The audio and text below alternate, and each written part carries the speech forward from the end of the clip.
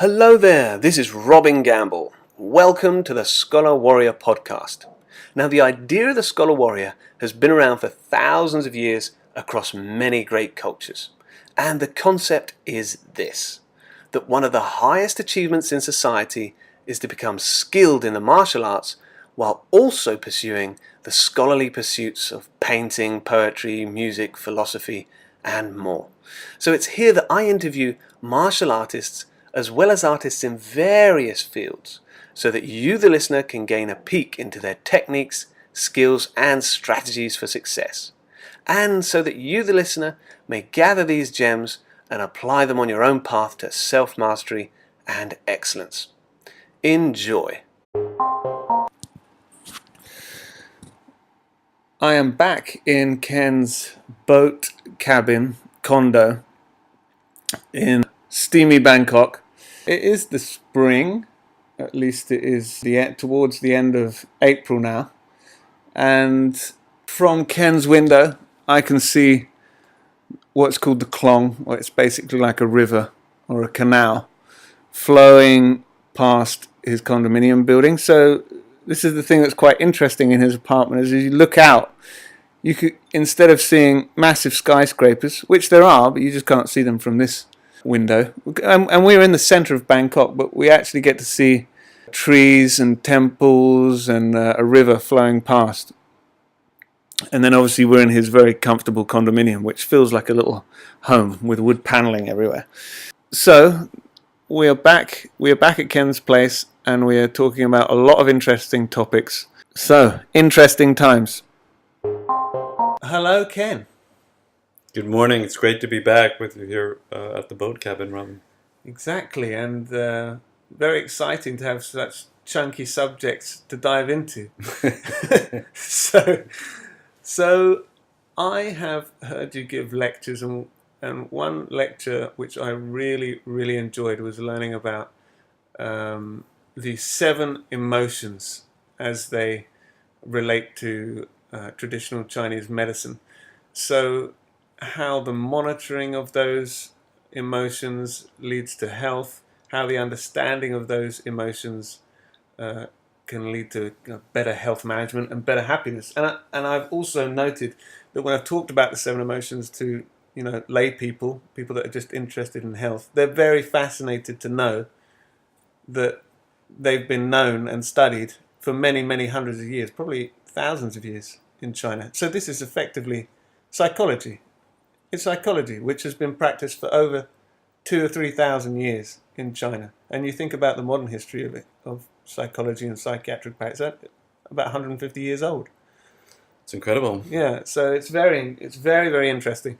So first of all, Ken, I would like to ask, what are the 7 emotions? What are they? Well, the 7 emotions are exactly just as you described, that it is psychology in ancient China, and they organized the 7 emotions around the number 7 for a particular reason, because 7 represents sort of this idea of completion and then ready for interaction, which is the emotional realm. It's energy in motion, really, the emotional realm or the psychological realm. But the 7 emotions are anger or frustration, or the word I like to use is resistance. It's frustration, it's anger, it's resistance to life, not being at peace with what is. The second one, that's associated with the liver and gallbladder. And then the second one is fear, which is associated with the kidneys, and that idea of not having enough in your batteries. So there's fear. And then the third is elation, joy, or anxiety. And there's sort of a difference when elation and joy is the only emotion that you suffer from when you don't have enough of it in your life. And it really can be achieved anytime, anywhere, any place by just connecting. That's it, just staying connected to feeling harmonious inside. But anxiousness is a little bit different, and that has to do with this idea of energy rising and not being able to root. It's sort of like you drink a cup of coffee and you're excited, and then you're too excited all the time and you're not sleeping, or something like that. And then the fourth is sadness, which is associated with the lungs and the large intestine, what to take in and what to let go of.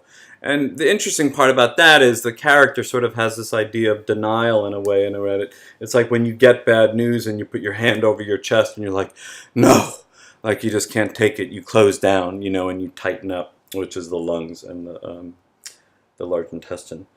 And then the fifth is oppression, melancholy, or weariness, which is really just sort of being weighted down. And it could affect any emotion.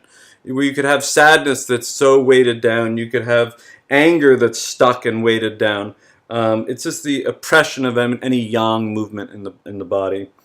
And then the sixth is probably the most common, which is overthinking, obsessiveness, and rumination, obsessive thought. And this is associated with the digestive system.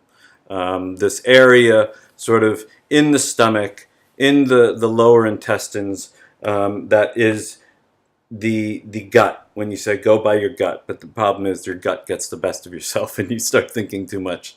And then the last of the seven emotions is sort of terror, surprise, fright, or panic. And this has to do with the gallbladder, this idea of being really cowardly in a way and frightened. And it also has to do with the bladder and the heart. So a couple different organs involved in that one. And that really has to do with, like, a lot of times from what I see clinically is sort of deficient blood or deficient batteries. So you're more at edge in your body in terms of like having overreactions to things or getting overly frightened by things. So I think one thing that may be interesting to listeners there, is we didn't mention it before we jumped into those seven emotions, is that these emotions are connected to organs. They're connected to organs, which, again, that's a new could be a new thought for someone. They might not think that feeling sad was connected to the lungs and such. So does it work that if you've got a very strong lung function, you would not be feeling sorrowful? Does that make sense? Yes and no. I mean, yes and no, because you could be doing the kind of sport like, say, biking, where you're hunched over and your lungs are over your heart and you're constricting things more. Anything where you're opening the lung energy and really exposing yourself, because sadness is really just a way of protection, Anywhere we can open the chest and open the heart is a way to sort of overcome those sort of sadness. Sometimes when I talk about sadness, I refer to this idea of like, clouds hiding the sun. And the clouds are sort of like your lungs, and sometimes they can hide the sun. And you don't feel the warmth, or you don't feel, you feel like you need protection or something like that. So you need to open up that chest and expose that heart and let that sun shine through, because the sun in you is like your heart. And it's sort of shining through everywhere in your body, inside your universal self, sort of spreading things around and communicating things all over this magical system that we really have. I mean, some fairly obvious connections are that people that are very angry tend to have heart problems. That's not a surprise from the traditional Chinese medical perspective. Is that fair to say? Well, not really, because remember, we didn't mention heart with anger. No. Heart has to do with liver and gallbladder, right? It's very straightforward that way. But people understand an angry alcoholic. Yeah. We all sort of understand that. And we also understand this idea of sort of pushing stuff up with some impetuosity, some strength. And that's sort of that strength of the liver, of springtime, of growth, a surge of growth. That is the liver and gallbladder. That is springtime. That is dawn, And it's all the same in Chinese medicine. It only becomes pathological in terms of anger is when it's too much too quickly.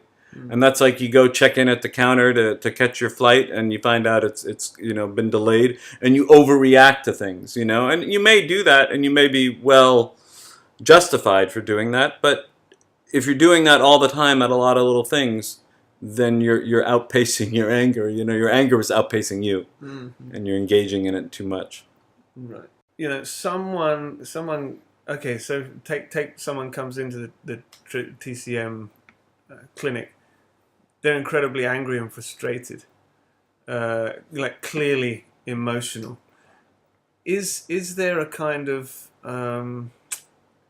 is there a counselling process in TCM? Like how do you deal with that obvious emotional kind of distress and stuff, or you just acupuncture them, or you do everything? You give them Well, herbs and I mean, ideally, you want to educate people about their own out of balance processes, right? right. So if people are getting angry all the time, they need to look at that, and one of the lessons of anger is to sort of, because Chinese medicine always goes back to nature, and the lesson I give with nature, with Chinese medicine and anger, and believe me, I'm from New York, I know plenty about that.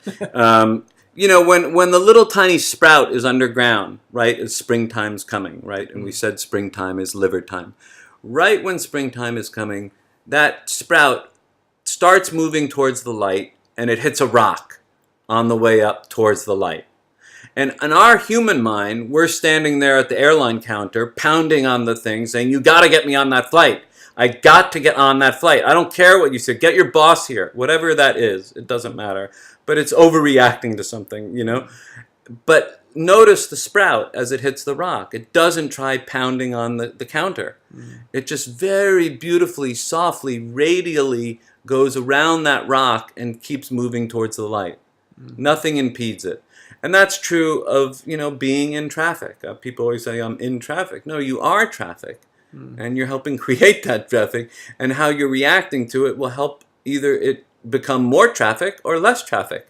When you have space, you can keep moving. That's the bottom line. It's a powerful metaphor, isn't it? Because as you see the little seedling coming up against the rock, the most ludicrous thing would be for that little sprout to keep pounding on the rock, trying to break its way through. It just seems ludicrous. But yeah, it's very human. It's very human of us. And I've been there at the counter pounding. I think in India before the internet, I was pounding on a counter trying to get back to New York.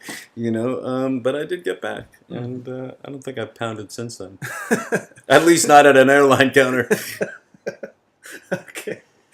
So as you mentioned before, these become a problem when they become pathological. Like one of them becomes overly dominant. That's when it becomes a problem. Yeah, the emotions are only a problem when you engage in them too frequently, or you're unable to stop them. And I'll just say as a general sort of comment, over sort of 20 years of practice, the two most common that I see are anger, frustration, resistance is the best word, and overthinking and worry. Those are the two ones. People can't shut off their brains. They wake up in the middle of the night, or they feel frustrated at the littlest things. These are the common ones that people are feeling. And I don't think we know, as you said before, that there are organs associated with them, that the digestive system's associated with worry and overthinking, and that the shoulders and the ribs and are associated with anger, and the liver and the gallbladder. So we're just at the very dawn of sort of global consciousness around these things. And where even in China they know about it, they haven't really made it visceral yet again, And certainly in places like the West, it's way out there, to think about a point on the foot that can help with a migraine. Yeah. Yeah, absolutely true. And yet, if you dive into your own personal experience, you can find you find angry people whose shoulders become locked up and rise and become tight. That's the sign of anger, right? They clamp down the jaw, the shoulders rise up, and everything feels like it's rising and ready to explode. I can think of instances when people are so worried they can't eat anything. They just physically can't, through overthinking and overthought and worry and stuff. So I think for some people it does seem a little bit far out, but then also if you do a little bit of investigation, it's not that hard to understand, is it? I don't think. Well, I hope with our discussion today, because I've really feel like I've been prepping for this for like for 2 years or something like that, and it's taken a shift in my own perspective about my own body and about looking at the body through the lens of Chinese medicine and biomedicine and it all, just looking at health and the body. And I hope that today's discussion really is able to shift some stuff for people. Yeah. Including myself. So, there is a point to these emotions. Then they don't just totally dominate us. Obviously, we can live happy lives when the emotions are in balance. But one topic that I found really interesting when I heard you speak before was about the 5 wills. So it's almost like the real usefulness of these emotions, how they're there to protect us really and help us make good decisions. So and that seemed to be exemplified in the 5 wills. Could you tell us about those? Sure. Well, the 5 wills is just the Wu Zhi, which this is coming out of a book on the 7 emotions that are done by some French authors. But, before you have suffering, there's balance in the psychological realm as well as the visceral realm, the bodily realm, the body and the mind, So the organ systems are like synced with the neurological systems. It's all one big system ultimately, and that's what we're really going to talk about today. But so before there's anger, you have the ability to push life upwards with some impetuosity. You get up and you want to go swim or something like that. Before there's fear and fright, there's self-restraint. You walk to the road and you look both ways to make sure no cars are coming, and then you cross. And before there's elation and joy, or too much elation and joy, there's a spreading out of energy, which is all natural and good. But when it overstretches and there's too much excitement, that's a little bit dangerous. Before there's sadness, there's a tightening, as we just discussed. There's this ability to protect and sort of hunker down and protect the heart with the strength of the lungs. And then before there's overthinking, it's just a way of sort of considering all things without going over and over and over in your head about the same obsessive thought or the same thinking things about this colleague didn't treat me well today or sent me a funny email. Right. So they have their purpose. They do have their purpose. Now, if you catch yourself in one of these states of overindulgence in one of these areas, and let's take, for example, worry, because that seems, as you've mentioned already, it seems to be a little bit of an epidemic. Maybe it's always been. Maybe people are always worried and always stressed, but there tends to be a lot of overthinking and worry.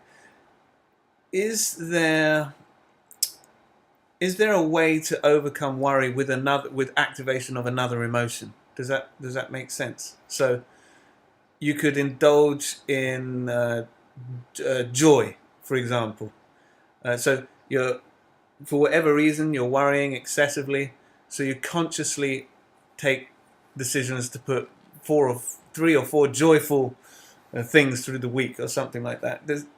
Is that something that's done? Yeah, again, all the emotions do, all the elements of the 5 elements do control each other. So with worry, the thing that controls over worry is anger, actually. So if you are, what I always say to patients is that if you are in your head too much, just the other day I treated somebody, if you are in your head too much, keep it simple. Get back into your body, and it could be a walk through a mall. It could be walking down to take care of your laundry or something like that, but get out of your head. And one of the things I thought in preparation for our talk today is, isn't it curious that 3 of the most major products on the planet are all tropical? And isn't it amazing that 3 of the most major products on the planet are really associated with the brain, and they're all stimulants? Coffee, sugar, and cocoa. Right. Yeah. And the coffee, sugar, and cocoa are all stimulants to the brain. They're all, they get the brain going, which is a good thing. Of course, if it's gotten going too much, it's hard to get it back down and get it still and peaceful. So, and that's where anger comes in. If you're thinking too much, get into your body. Go for a bike ride, go for a walk, do something where you're getting out of your head and back into your body. And that kind of anger, the characteristic is a kind of a feeling to get something done, or a feeling like a focus. Focus would be more sort of lung energy, I would say, but no, it's springtime. It's morning time. It's springtime. It's let's get going. Yeah, let's get going. And that's one of the reasons why people like mafia films so much. Is because they like seeing the liver get its way to just do whatever it wants to do. And the opposite to that is when you're driving your car and then all of a sudden you hit a traffic jam. And you think it's the traffic jam, but it's you. You're part of it. You're part of that whole big flow, and you just help create less of a flow. And sometimes I teach this Dantian standing thing when people are on grocery lines, and I say, I'm not going to guarantee it's going to get the line moving, but if there's space, you can continue moving. Right. You can create some space. You can create space. Yeah. You can create space. Okay, so 5 wills. We've talked about the 5 wills. Now, we did also mention that worry affects digestion. So, is there anything you'd like to add on that? Sure. Well, we'll sort of really get into it now. So yeah, worry is about digestion, and I just want to talk about something in Chinese medicine that's a little bit complex for the Western mind, because the triple warmer, the 3 energizer, or the San Jiao, is responsible for water metabolism in the body. And it's an organ that has no form. It doesn't exist anywhere, you can't touch it. But yet it's a major organ in Chinese medicine. And when you think about it, it's about process. If you think about how much water makes up you, it's about process. And you're warm. Things are vibrating and you're warm. And you're steaming those liquids throughout the body. You're steaming that water vapor throughout the body and spreading it around. And that's essentially the triple warmer. This idea of spreading out. The image has something to do with like a banana stem or something like that, or like a tail, a feather on a bird, where all these things come from out and then come together and join and become one. And that's the idea behind the triple warmer, is that all these things down below come together and really come up and become one through this highway of warm moisture, warm steam, that's circulating throughout the body all the time. So just to clarify, there is an organ in traditional Chinese medicine, and it's called the triple burner. It's called the triple burner. And this confuses the heck out of people because it has no actual physical presence. You can't find it. It's not there. But it is a process. It's very much involved with the process of like saying, like, for example, taking the energy from the food, converting it and making, or stimulating the use of the energy from that food through the body, or it kind of gets transformed through the body. That's what Chinese medicine says about digestion. It's called transformation and transportation, right? And the triple warmer is simply the highway to make that happen. It's not the actual organ. There's an organ called the spleen, which essentially is the pancreas, but whatever you want to call it. It's the intestines, the pancreas, the spleen, the fu organs, the hollow organs, your gut, which everybody knows how important the gut is and how much it affects the entire body. And I think this would be a good place to sort of talk about each part of the triple warmer and break it down for the listeners, so it makes more sense, because I know this is pretty far out there. But please bear with me. I think that this will make sense at the end.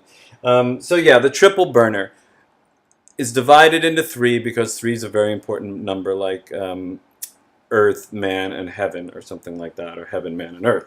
And the lower burner incorporates the large intestine and the small intestine some, and all the kidneys and the bladder, all that lower stuff, and it's referred to as a drainage ditch, a garbage pile, a compost pile, and it's sort of packed in down there with stuff, and then the second burner is one up, and that's your spleen and your stomach and your earth element and your digestive system, your main digestive system that transforms food and transports food to make more you, whether it be blood, muscle, bone, skin, whatever it's doing. And the idea behind that, it's not a drainage ditch anymore, it's not a compost pile anymore, it's called a cooking pot, right? And then the top burner is called a mist. And this is the lungs and the heart, and this is and the mind and the brain. This is everything up from the heart, and this has everything to do with clear consciousness. The idea that the universe is reflected in the mind, and the mind in the universe. That there's this eternal reflection going on all the time around the body, and when you start to think about those three burners, so you got the lower burner, which is a compost pile, you got the middle burner, which is a cooking pot, and then the upper burner is a mist. If you overload your cooking pot, right, one of the sayings in the Tao Te Ching, and I'm paraphrasing, but if you fill your glass to the brim, it will overflow. So everybody knows what happens when you put too much in a cooking pot and you turn up the heat too much or whatever else. Everybody knows what happens. You create a mess, right? And things start boiling over and creating a lot of congestion in the system. And the system, the triple warmer system, is designed to heat up and move liquids throughout the body. And especially if people are not drinking enough liquid in terms of water or tea or whatever, if they are chronically dehydrated, which most people are. And one way to know if you're chronically dehydrated is just feel your tongue. And if it feels really dry, drink some more water. And a good image for hydration, just to really pound it home for your listeners, is if your tongue is dry, you're dry. So when you water a plant that's really, really dry, the water gets absorbed, but then it just runs right through it. So you have to really be proactive with your hydration to get all that fluid to where it needs to go, especially if your intestines and your colon is backed up with sort of a lot of garbage, for lack of a better word. Which really gets down to this idea of radial growth. You ready to go here?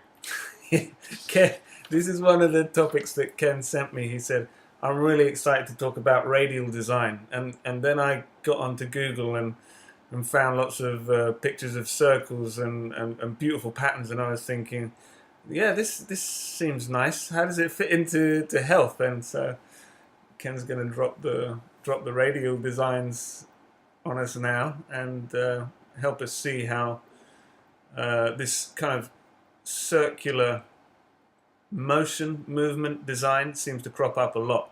It crops up a lot in traditional Chinese medicine and other places. Well, I mean, you see radial design everywhere in nature. You can start with a sperm and an egg meeting each other for the first time. You could start with DNA or looking at stars.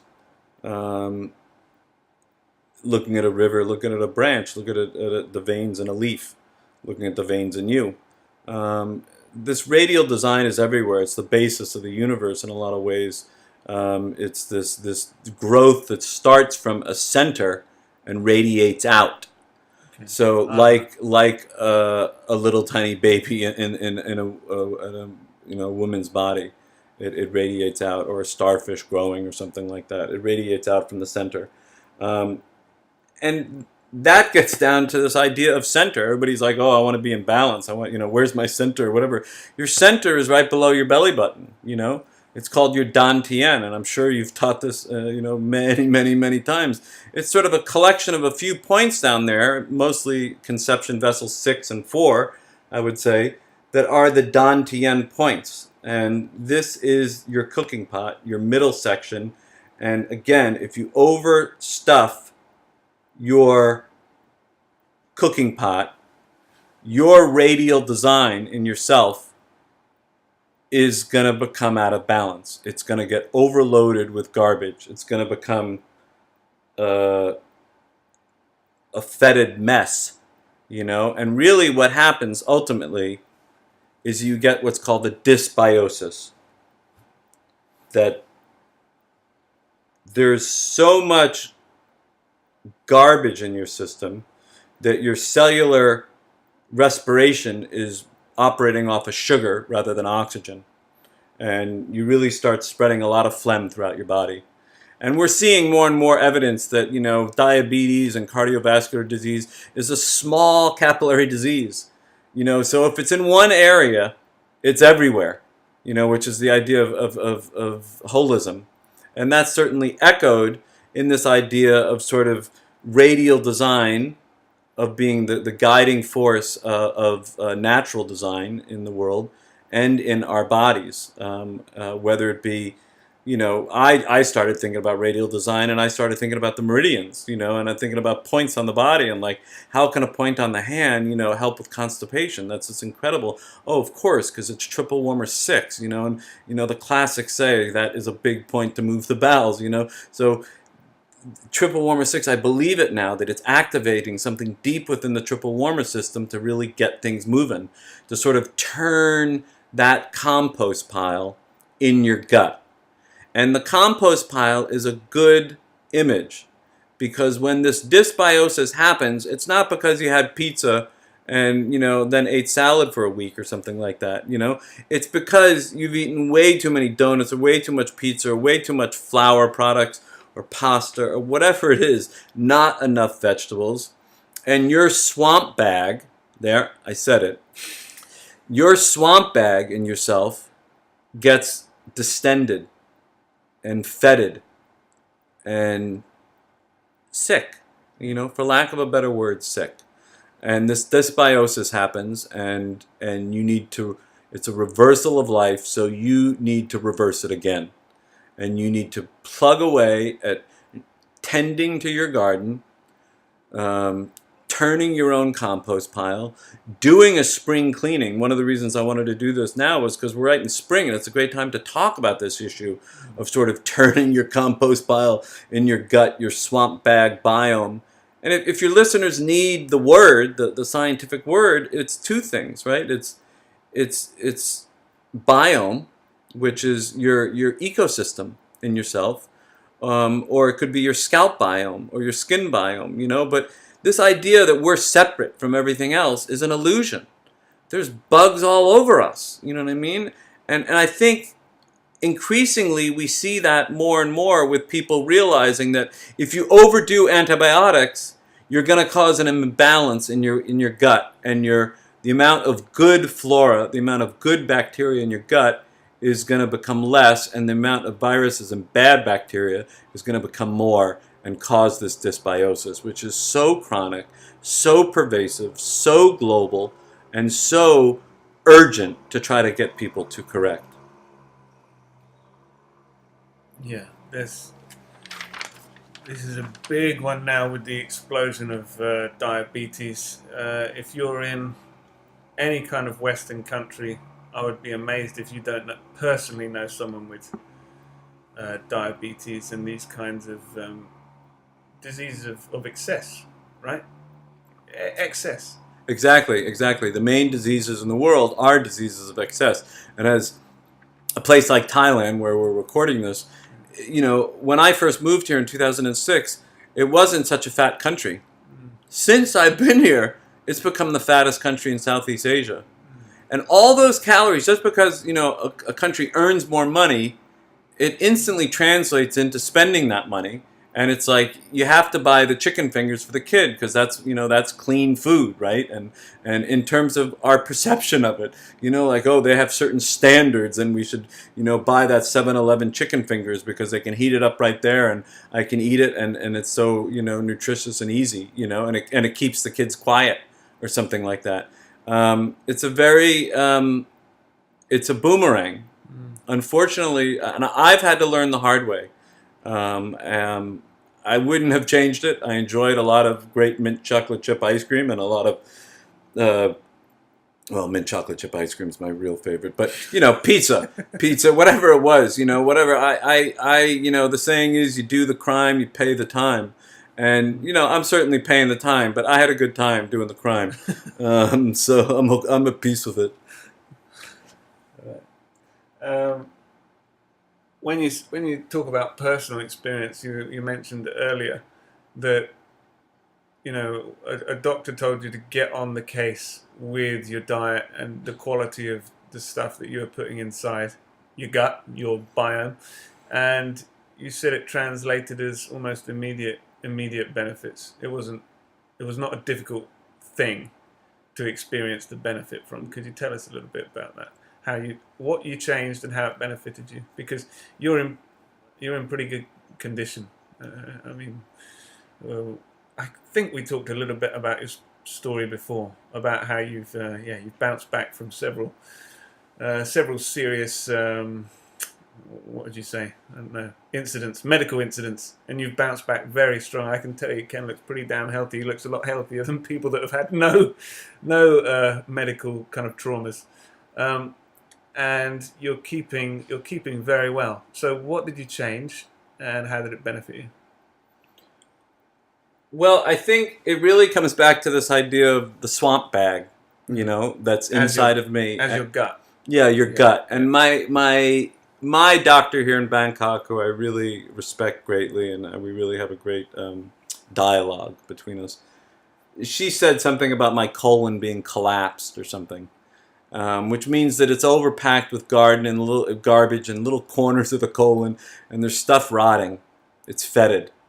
It's stinky, and it's a swamp bag that is not healthy. And what did I do? At one point, she said to me, eat more vegetables. And you have to understand, I eat a lot of vegetables, I was probably eating still a little bit too much mint chocolate chip ice cream or whatever else, but I ate a lot of, but she said it very gently to me, and I really started, she's like, I wouldn't eat bread again, and I really started going after the vegetables then, and I started tightening up my gut, and I started doing it through continuing all my good exercise, changing my diet so I'm not throwing so many refined carbohydrates down the old compost heap. Some limited whole grains like millet were pretty beneficial, but limited whole grains. Mostly vegetables, right? And one of the things is that if we take this idea of radial design and that there's pockets in the intestines where things become fetid and smelly and not healthy, then to clean that out isn't going to be like a 1 or 2 night deal. You know what I mean? Like, it's commitment for a couple months of trying to really clean out that colon and getting its form back, where it's not collapsed and hiding fetid garbage in the corners of it, and that you're able to feel that dantian, that gut strength, that you're able to tighten up your gut with whatever you're doing, whether it be swimming or qigong or walking into town. That you're able to get in touch with that center in you, that dantian, that core strength. And I think it also has to do with this idea that, what kind of world do we live in? Do we live in a kind of world where every time our kids get sick that we run off and we get antibiotics and we cause a bigger problem down in the gut long term than we can handle, but we sacrifice that because we wanted to get our kids better as quickly as possible, and then later on their immune systems are weakened because we've created an ecosystem in their gut which is, again, unhealthy.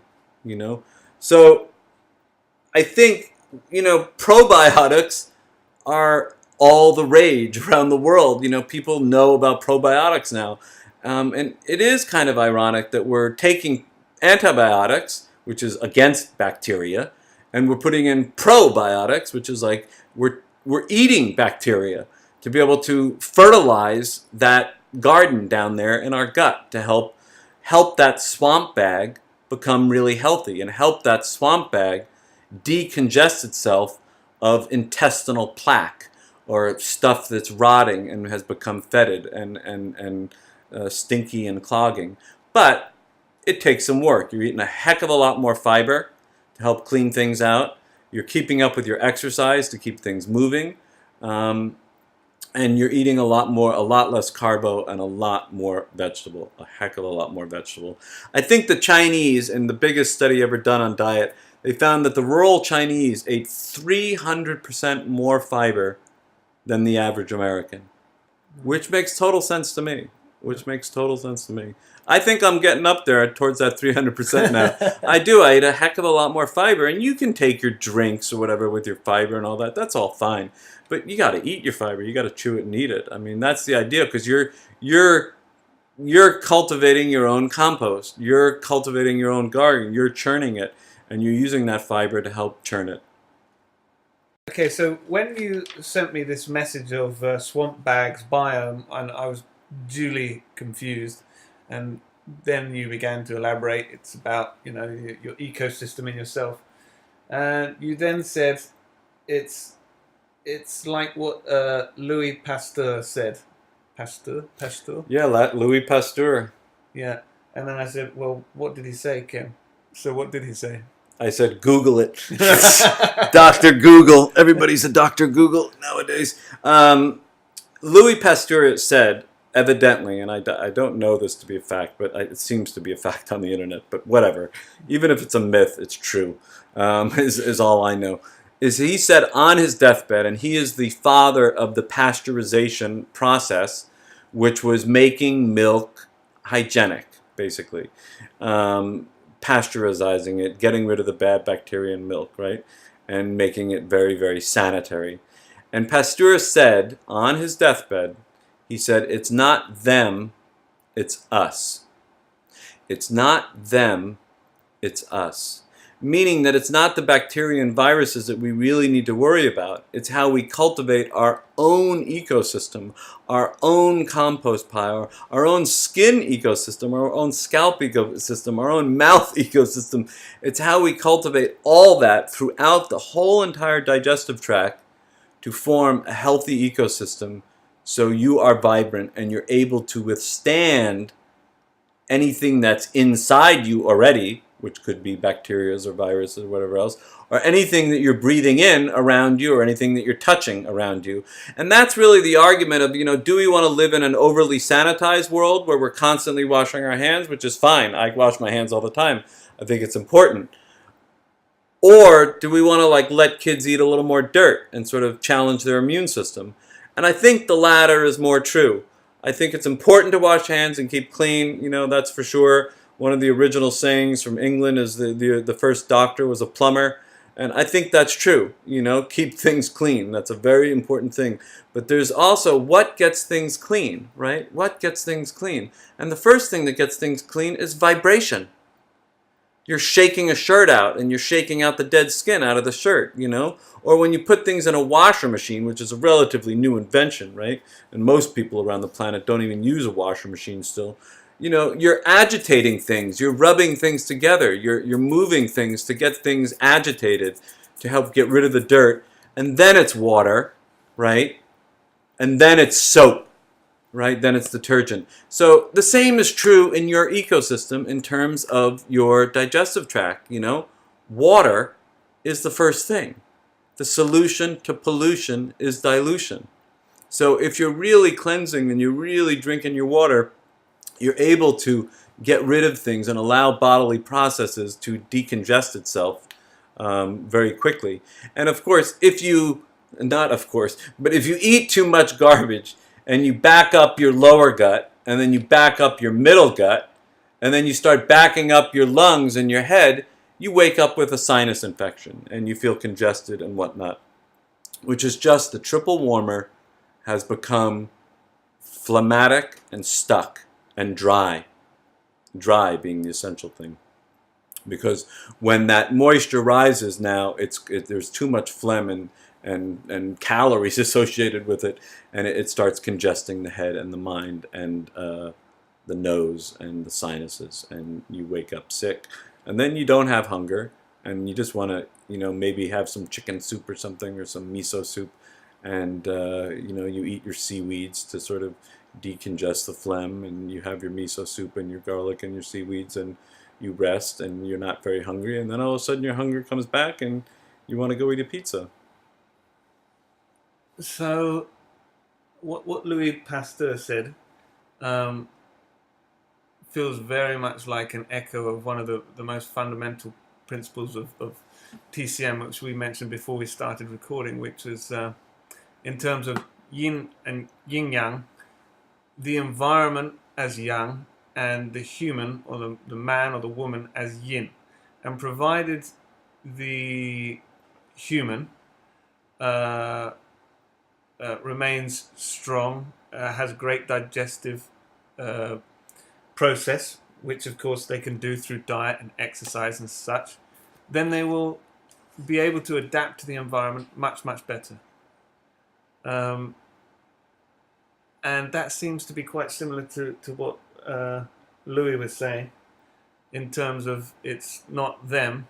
Like, whatever the environment is it is what it is. Of course, sometimes it's extreme and then it will affect us, but provided we are strong, healthy, nourished, rested, we can adapt to quite a lot of external influences. Yes? Yeah, it's just like, when you make a piece of broccoli, when you grow a broccoli plant, if the soil is weak, the broccoli will be weak. It won't have the amount of zinc or magnesium in it that an organic or well-nourished broccoli will have. And that's really important. Nourishment is primary. Nourishment is primary. And how we get that nourishment is very important. And as we said last time we did a podcast, it's not just food, that's for sure. But food's important, and you want to choose it carefully. Unfortunately, there's way too much food that's being marketed at us in the guise of healthy, or the guise of this. And I think people really need to get back to basics with food. It's pretty basic stuff. Yeah. So I have another question about radial design. When we were chatting about radial design, you were saying how things emanate from a center, and they're cyclical, and they're circular, and they're flowing, and they're smooth. And obviously, me being a Qigong and Tai Chi Chuan instructor, I mean, most of the movements in both of those arts are circular. Very, very rarely is there much linear in those exercises. And you mentioned that radial exercise connects you to the earth in some way. Yeah, that's very true. There's a video out there somewhere on the internet. If you just Google the word slow-mo, SLOMO, slow-mo. It's about this. It must be a 70-year-old guy. He's a neurologist, and he retired on the beach, and all he does is rollerblade. And he researched it because he wanted to understand what was going on, why he was so happy when he was rollerblading. And he found that when you do radial movement on some level, like Tai Chi, like any radial movement that you're doing, surfing, snowboarding, rollerblading, anything really where you're having a little bit like an elliptical, anything where there's a little bit of a curve in it, it instantly connects the innermost portion of your ear to the center of the earth. And I don't understand that. It makes sense on some level with the sacral bone and everything else, and the connection between the kidneys and the head and the ears. But it does. It sort of grounds you and centers you, that radial design, because I think it throws you off balance. So it makes you get in balance. That's something I'm learning quite a bit these days, is like, oh, it's okay to sway a little bit, but then how do I pull myself back into balance, quickly? So these exercises, for example, on your rollerblades, you've got to balance. Surfing, you have to balance. Obviously, snowboarding, you have to balance. Tai Chi Chuan, in many respects, you have to balance, especially with shifting of the weight, left, right, changing your feet. Qigong also, you have to maintain and manage your balance. These exercises very beneficial to connecting you to, well, I guess developing balance for a start in your body, but also connecting you to the earth in some way. Yeah, I think it doesn't matter. It does not matter how. You don't have to rollerblade to get that connection. You know, it could be the smallest little radial movement in your arm or your leg, where you're sort of finding that circular thing. Because look, we're all spinning together. You know, we're all spinning together on this big rock. You know, and there's this big ball of yang hanging out there in the sky, blasting heat down on us.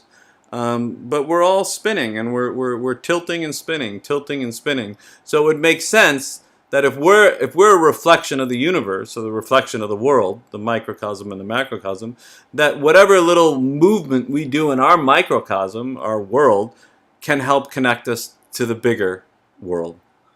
Very cool. So we are back after a very short break with Ken, and we are going to look at a few topics to chat about, some things that are kind of left on the table that we're still yet to address.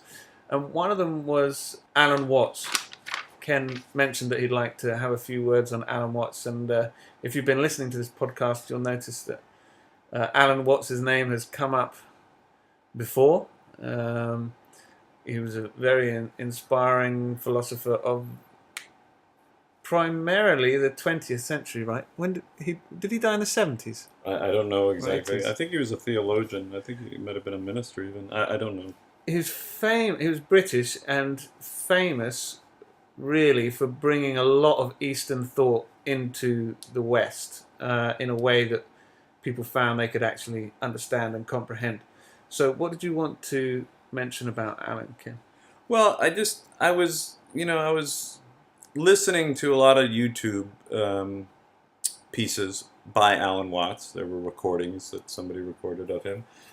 And I was amazed at how he was able to tie together so many different perspectives and systems of thought into sort of a unified whole. And he really is talking about holism when he's talking about the illusion of separateness. You know, one of my great honors in life was I was able to do acupuncture in a hospice in California. And as people were moving from this realm of form, bodily form, to this realm of no form, I was there with acupuncture needles to help calm spirit and make the transition smoother. And when I listen to Alan Watts and I hear him talking about these bodily systems, and when I hear my teacher at the time in that hospice saying, when you touch one part of the body, you're touching the whole body. And it's such an obvious thing when you say that, you know? But I think in the Western mind, like, oh, give me a foot massage, that's nice, you know? But in the Eastern mind, when you're getting a foot massage, you're like plugging in the battery. It's where you connect to the planet. It's where you connect to Earth.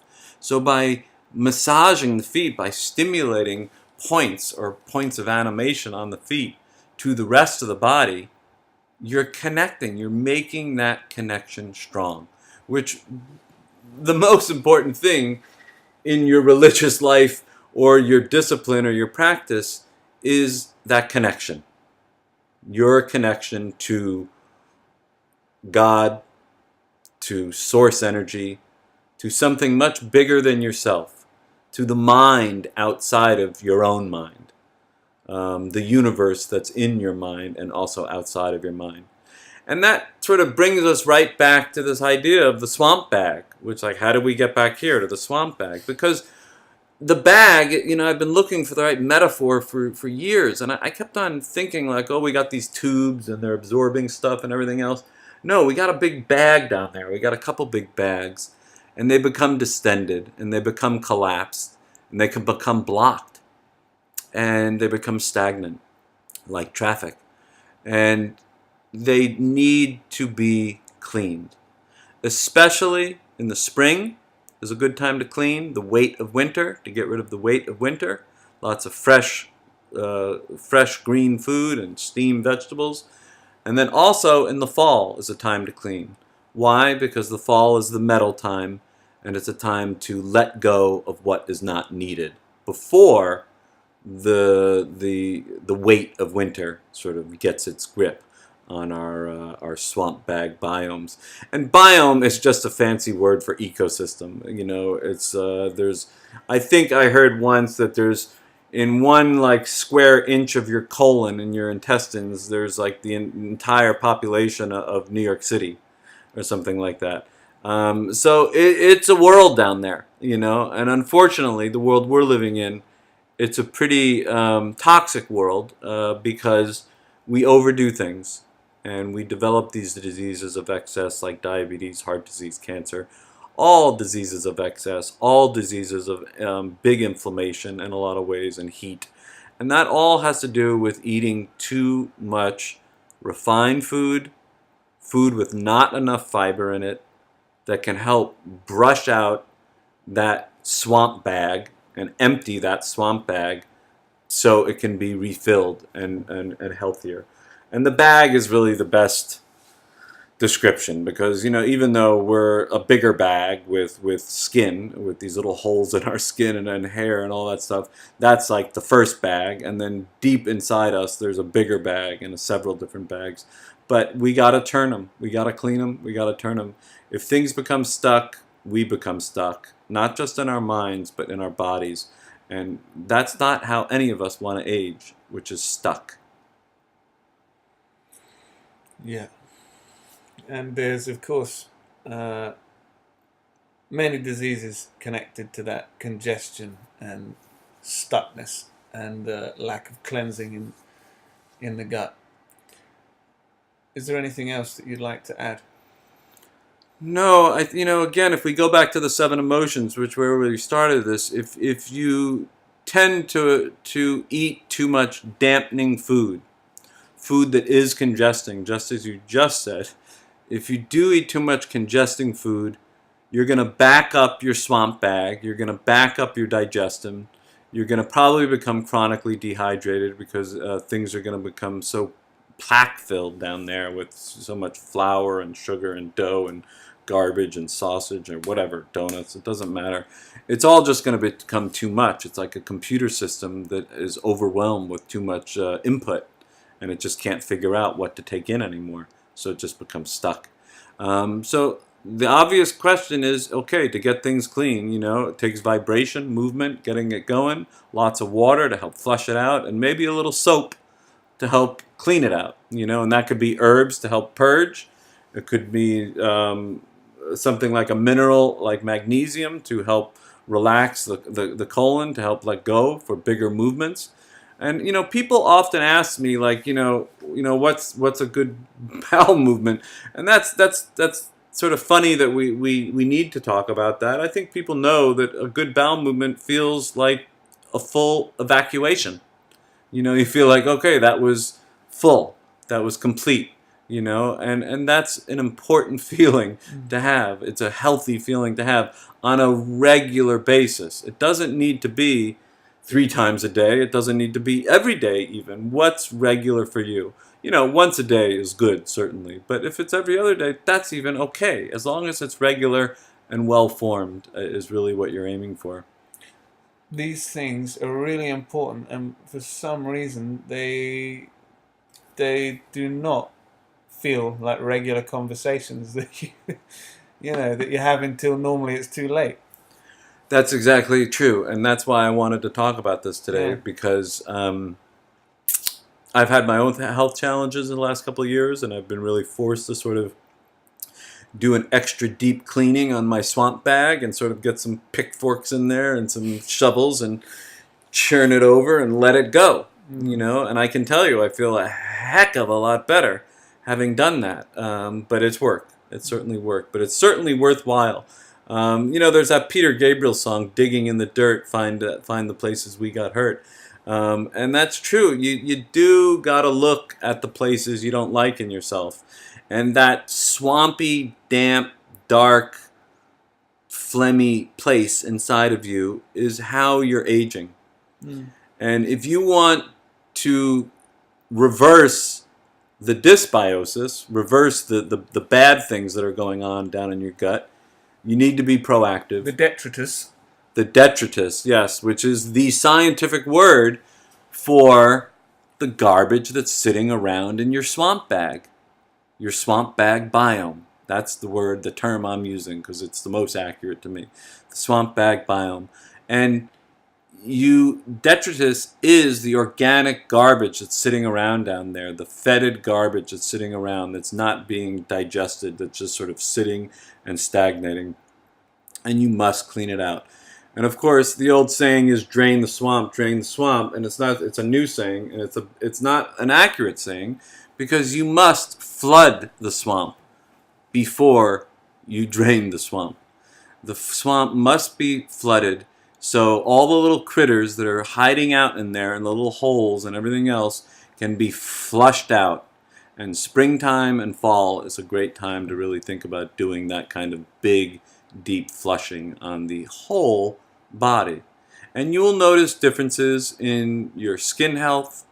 You'll notice differences in your digestive health. You'll start to lose weight because you'll be cleansing out and really focusing on losing that garbage inside of you. Your mind will become more sharp and more clear and be able to focus and stay focused. You won't feel tired after eating. You'll wake up energized. All positive attributes. And one of the things in the Tao Te Ching that is, I can't exactly remember it, but things that are supple and flexible are life. Things that are stiff and rigid are sort of death. Something like that, yeah. Right? And that's true. A colleague of mine that I went to acupuncture school with years and years ago, we both agreed that, you're born wet and you die dry. That's a truism, Okay, now that we have that knowledge, how do we stay moist? How do we stay moist and vibrant? How do we keep our intestines moist, vibrant, healthy, with good flora, a good biota? How do we keep our ecosystem healthy inside so that health can radiate out through our eyes, into our ears, and radiate out to everybody that we come in contact with? Yeah, and it's interesting you touch upon that point. I suppose it's not because you're a traditional Chinese medical practitioner, but just in some Qigong classes I was teaching, not even a couple of days ago, I was talking about the Qigong, or particularly the Taoist Qigong idea of returning to childhood and keeping the characteristics, the quality of the child, the beneficial aspects of that. So take, for example, mobility, flexibility, agility, lightheartedness. All of these things are what we seek to, in Qigong, to regain if you lost them, or if you've already got them, lengthen them as long as possible. So stay supple, stay like a baby. They say in the Tao Te Ching, can you make your body soft like a babe, or something like this? Can you breathe like a baby? This kind of thing. So keeping those qualities for as long as possible makes life very enjoyable, and then you really understand longevity, I think. So these things are also in harmony with each other. Yeah, absolutely. There's this illusion of separateness, between acupuncture and Tai Chi Chuan. It's just all an illusion because it's all categorization, and that is one of the arguments. People think by going to seeing a specialist that that he'll only look at your stomach and then that's all he'll look at. Whereas somebody comes to me with a stomach problem, I want to understand what's the worry behind that. What's causing it? Is it frustration? Is it worry? Is this a swamp bag that's distended with too many potato chips? What is it that's causing that imbalance so I can help bring back that life, bring back that softness, and really promote flexibility and life? I think the big messages of this podcast, which has been incredible fun as always, and which I think there are huge takeaways for listeners, are the 7 emotions. I think a better understanding of emotions is there's no way that that can't be of benefit for your life. Understanding how they work, understanding, how many they are, which organs they're connected to, and that they are useful. I mean, some people get this idea of like meditation should make you some kind of, automaton, an emotionless kind of vacuum. Yeah, and that's what you're aiming for. But the five wills are a good example of, we need emotions to help us survive and live well. We need this little push to make us take action. We need to sometimes think things through and look at the bigger picture.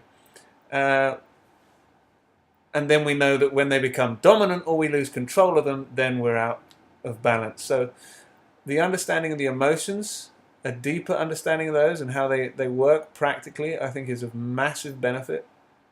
I think the idea of the radial movements, and I think there's great takeaways for people if they really want to improve their balance. They could look at something that is maybe not so linear, picking weights up off a floor or something, something like Ken has a balance board. What is it? It's called an Indo board. It's you've got to go and Google these Indo boards if you've never heard of them, and you've got to go and buy one if you haven't got one. I'm going to buy Great tool, great tool. But it's for developing this really strong level of balance and in the body. And that's any exercise which is going to do that long term. Yeah, absolutely. And one of the things that I've practiced for quite a while now is some form of yoga in some way. And I've certainly done some Tai Chi and some Qigong, and I do my own Qigong on the Indo board. But yoga, interestingly enough, is, it's about flexibility, which is what I like, and it's about breath. One of the things that I've learned about yoga, one of the hardest yoga positions for me, by far, is chair pose, where you're sitting down almost in a chair, and you're putting your arms straight up above your ears, straight up towards the ceiling, and you're trying to sit down as deep as you can to be able to get that core strength, that dantian strength to engage, that pelvic floor to engage, and to really tighten up that gut, to get in touch with that gut. And again, when you're in touch with the gut, you're in touch with everything, and that's radiating out from your center to everywhere in your body to help heal yourself and really help put you into a state of balance. And that's why chair pose is so hard, because it's the simplest balance you could do. And just like standing horse, I'm a big fan of standing horse. It's the simplest thing you can do. And I think your teacher that said that, what do you want to do when you're old, is such great advice. And somebody came to me recently, and, I think they were jogging or whatever else. I said, you really want to vary it. You want to vary what you do, and you want to be able to do it for as long as you want to be able to do it. That I can't rollerblade like I used to rollerblade in New York City all over the place. I don't think I would do that anymore. I still enjoy rollerblading, and I'm trying to get better control over it, but I'm not the hot shot that I used to be, and I don't want to be that hot shot anymore, thank goodness. I'm more interested in trying to do a good chair pose in yoga and being able to engage that pelvic floor and that dantian and that core strength, and really pulling in on that gut to get rid of all the air as I exhale, and then gently letting that balloon below my belly button fill up again. Yeah, and certainly the when you are proactive with your health instead of just reactive, you gain benefits. Anybody knows that when they stop eating so much sugar for a while, they can feel that just as one example. Or if you start exercising, oh, I feel better when I exercise, and people know that. It's just very important. But I think a lot of wellness or holistic wellness comes down to being reminded, like, oh, I got to drink water, or I need to eat more vegetables, or I need to go swimming, or I need to go for a walk, or something like that. Do you have any words. I was going to say final words, but they're never final, and no doubt we'll have another conversation. Is there any words you'd like to offer the listeners, or any advice, or even questions they should ask? I think really, again, the big message is to clean out your swamp bag biome, to clean out your gut. I know we've said it a lot of times, but be proactive. This is springtime. It's a great time. Summertime is fine time to do it. A lot of light energy in the air, so use it. And fall is also a good time. Winter, enjoy your sausage or whatever you're going to enjoy, and your beans and your sausage or whatever. Then springtime comes around, get cleansing. And it may be a several-year thing. It may be for the rest of your life that you're cleaning it during springtime, every springtime. But I think you'll thank me for it, probably after the first springtime. Now, to finish, we'd like to give people the contact details of Ken. They were in the first podcast, and hopefully you checked out some of Ken's articles, because they are very, very timeless and very, very useful and applicable to daily life. So there's things on topics of rest, what you should be doing in various seasons in terms of diet and health. And so I'm just going to leave Ken to give his contact details to the listeners. Sure. Thanks again, Robin. So it's easy. It's just www.spa.TCM. SPATCM.com, and go to the media tab, and that's where you'll find the rest article, or the articles about the 5 elements, or there's an article about sweat. And the earth article in particular might be useful for people listening to this podcast about spring cleansing and sort of decongesting the swampy, dampy bag biomes that we all carry around with us. Beautiful. So SPA TCM, go to media, and then you're going to find PDFs of the articles that Ken has spoken about. And many of these articles were published in China, in Chinese magazines, in health and wellness magazines. Very, very good articles. Thanks, Ken. An English version follows the Chinese version, just so you know, once you download it. Ken, absolute pleasure as always. Lots of takeaways, lots of things to enjoy thinking about. And thanks so much for your time, and I look forward to the next time. Likewise, it's my pleasure, Robin, and it's great to talk with you. It's nice to be so candid and relaxed with you here, and I do look forward to next time, and I think we have some topics of maybe thinking about talking about pain next time. Very good. Beautiful, thanks. Thank you. Hey guys and girls, before you go, I want to tell you about the Mindfulness for Modern Life bundle I've created for you. You can get this for free when you sign up for updates at warriorstrategy.com. Now in this bundle, you're going to get an 8 Tai Chi Chuan Performance Enhancers PDF, a powerful Qigong video, and a mindfulness audio track. So what are you waiting for? Head on over to warriorstrategy.com. Hey, this is Robin Gamble, thanking you for listening, hoping you enjoyed the content, and kindly asking you to share with your friends if you did. Thanks again, and see you next time.